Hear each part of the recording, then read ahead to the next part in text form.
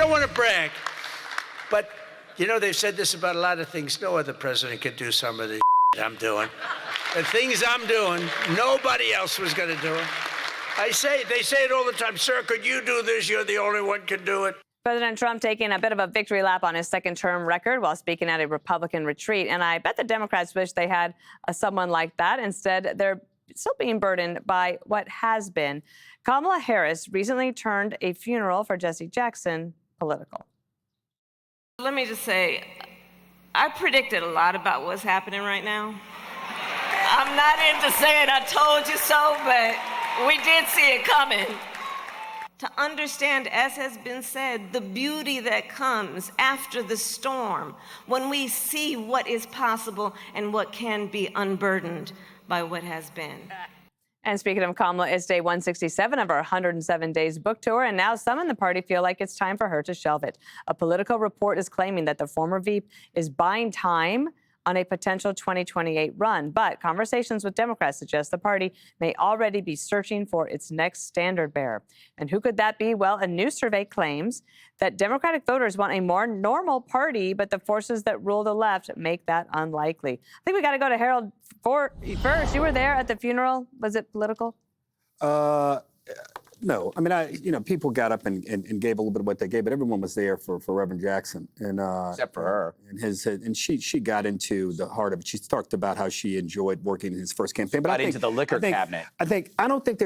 President Trump. I don't think there's anything wrong with having a healthy view of yourself, and he certainly has maybe more than normal a healthy view of himself. And most presidents do. You don't expect presidents to not be robustly confident.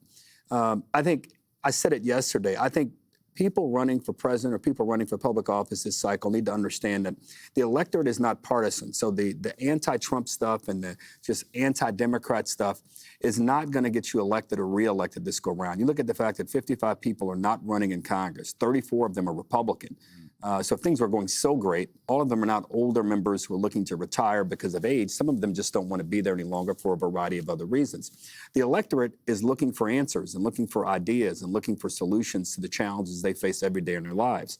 And, I would say to President Trump, if you want to be a war president, Roosevelt and Truman and Reagan, who won the Cold War, I'd go back and study some of those things. And Democrats who want to beat a president in a midterm who's popular, go back and look at the kinds of things that Gingrich did back when he was able to win in '94. On the Republican side, go back and look what Democrats were able to do in '98. These are things that, again, will be instructive. Just the partisan stuff won't work. You're not appealing to a partisan electorate. You're appealing to a struggling electorate. So get answers and ideas. I would argue both sides should be doing that. Kayleigh, you've maintained that Kamala Harris is going to run.